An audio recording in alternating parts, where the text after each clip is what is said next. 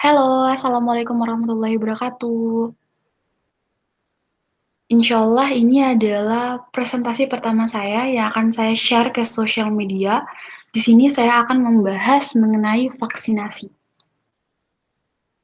Mungkin bagi teman-teman sudah tidak asing untuk mendengar kata vaksinasi ini sendiri.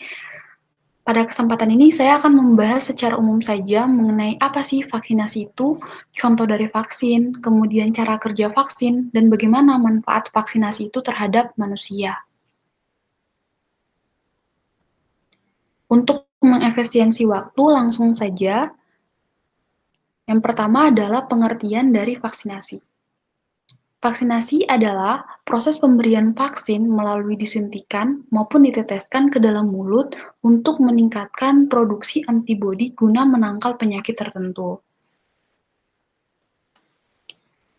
Sedangkan vaksin itu adalah zat atau senyawa yang berfungsi untuk membentuk kekebalan tubuh terhadap suatu penyakit.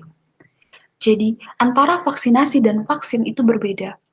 Kalau vaksinasi itu adalah proses pemberian vaksin, sedangkan vaksin itu adalah zat atau senyawa tadi yang berfungsi untuk membentuk kekebalan tubuh pada manusia. Lalu sebenarnya vaksin itu berisi apa sih?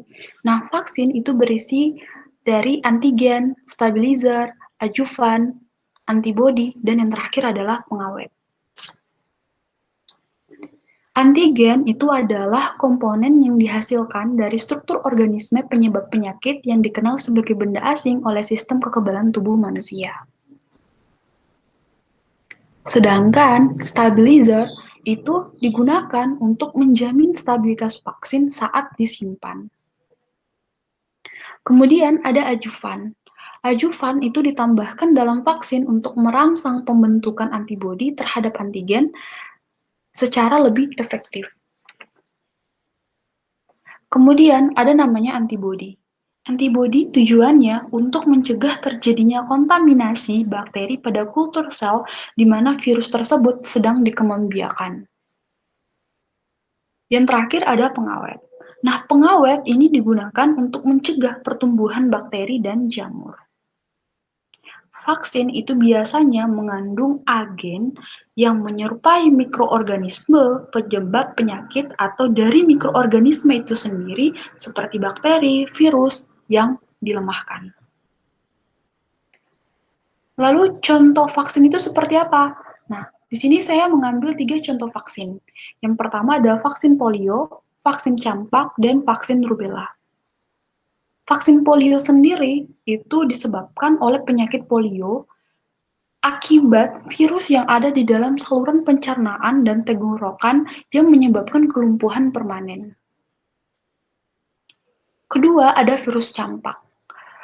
Virus campak muncul karena adanya penyakit campak yang ditandai dengan ruam kemerahan di seluruh tubuh akibat infeksi virus. Campak ini menyebabkan komplikasi serius, terutama pada bayi dan anak-anak. Dan yang terakhir itu ada vaksin rubella. Vaksin rubella ini disebabkan atau muncul karena penyakit rubella akibat infeksi virus yang ditandai dengan ruam merah pada kulit. Secara sekilas, penyakit campak dan penyakit rubella itu sama, tetapi efek campak itu umumnya lebih parah dibandingkan dengan penyakit rubella. Cara kerja vaksin itu dimulai dari sejumlah kecil antigen, yaitu vaksin yang mengandung virus, bakteri, atau organisme lain yang telah mati atau dilemahkan, itu disuntikan atau diteteskan ke dalam tubuh. Setelah sejumlah kecil antigen tadi disuntikan atau diteteskan ke dalam tubuh, maka tubuh akan merespon dengan membentuk antibodi dan sel memori. Alhasil, maka tubuh seperti prajurit, di mana sel memori dan antibodi ini itu akan mengenali dan menyerang kuman saat terjadi infeksi sehingga membentuk kekebalan tubuh pada manusia.